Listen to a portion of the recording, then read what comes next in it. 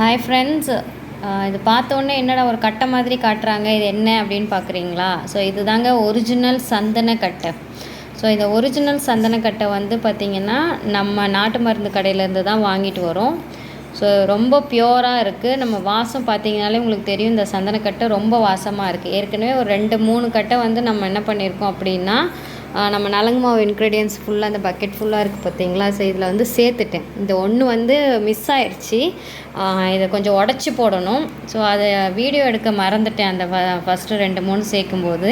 சரி, இந்த லாஸ்ட்டு ஒன்று இருக்கும்போது உங்கள்கிட்ட காட்டலாமே அப்படின்னு சொல்லிட்டு தான் வந்து இந்த வீடியோ எடுக்கிறேன். ஸோ இது பார்க்க தான் வந்து பார்த்திங்கன்னா இந்த கட்டை வந்து உங்களுக்கு சின்னதாக தெரியும். ஆனால் இதனுடைய ஒர்த்தே வந்து பார்த்திங்கன்னா உங்களுக்கு மினிமம் வந்து 230லேருந்து 250 வரைக்கும் இருக்கும் இந்த சின்ன கட்டையே. அதே மாதிரி இந்த சந்தனக்கட்டை மட்டும் இல்லாமல் நம்ம ரெட் சாண்டல்வுட் பவுடர்ஸும் வந்து சேர்ப்போம். ஸோ இது வந்து ரெட் சாண்டல்வுட் பவுடர். ஸோ இந்த ரெட் சாண்டல்வுட் பவுடர்ஸும் வந்து நம்ம என்ன பண்ணுவோம் அப்படின்னா இதில் வந்து சேர்ப்போம். ஸோ இது உள்ளே வந்து பேக்கெட் வந்து பார்த்திங்கன்னா ரொம்ப சின்னது, 20 கிராம்ஸ் தான் இருக்கும். ஆனால் இதுவே நியர்லி ஒரு 40 ருபீஸ் கிட்ட வரும். இதுவே வந்து ஒரு 5-6 பேக்கெட்ஸ் வந்து சேர்ப்போம். நம்ம அங்கே நிறைய பேக்கெட்ஸ்லாம் இருக்குது இல்லையா, அதில் இருக்குது.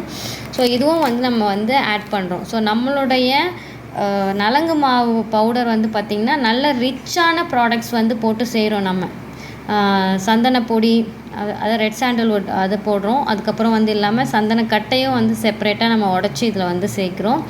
பாதாம் சேர்க்குறோம். ஸோ எல்லா ப்ராடக்ட்ஸும் வந்து ரிச்சான ப்ராடக்ட்ஸ் தான் நம்ம சேர்க்குறோம். ஏன்னா நம்ம ஸ்கின்னுக்கு எல்லாமே வந்து பெனிஃபிட் நிறைய கொடுக்கணும் அப்படின்னு சொல்லிட்டு மஞ்சிஸ்தாலேருந்து எல்லாமே. ஸோ இந்த நம்மளுடைய நலங்கு மாவு வேணுன்றவங்க ப்ரீ புக்கிங் பண்ணிக்கோங்க. சந்தனக்கட்டையை எப்படி உடைக்கிறோன்னு சொல்லிட்டு, ஏன்னா இது அப்படியே மிஷினில் கொடுத்தா தூள் ஆகாது. அதனால் இந்த மாதிரி உடச்சி எடுத்துப்போம்.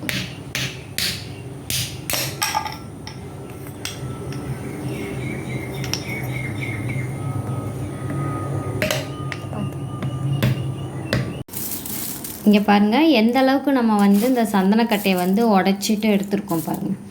ஸோ இந்த அளவுக்கு நம்ம வந்து சின்ன சின்ன பீசஸாக வந்து உடச்சி எடுக்கும்பொழுது தான் அது மிஷினில் கொடுத்தோம்னா அது மிஷினில் வந்து அரைப்படும். இல்லைனா வந்து உடச்சிட்டு வாங்கன்னு சொல்லிவிட்டு அமுச்சிடுவாங்க.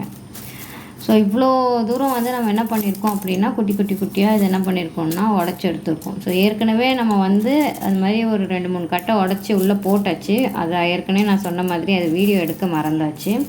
ஸோ இப்போ ஒரே ஒரு கட்டை வந்து நம்ம இந்த மாதிரி உடச்சி எடுத்துருக்கோம். ஸோ இது தொடும்போதே வந்து கை ஃபுல்லாக வந்து அந்த வாசம் இருக்குது, அந்த சந்தன வாசம் இருக்குது.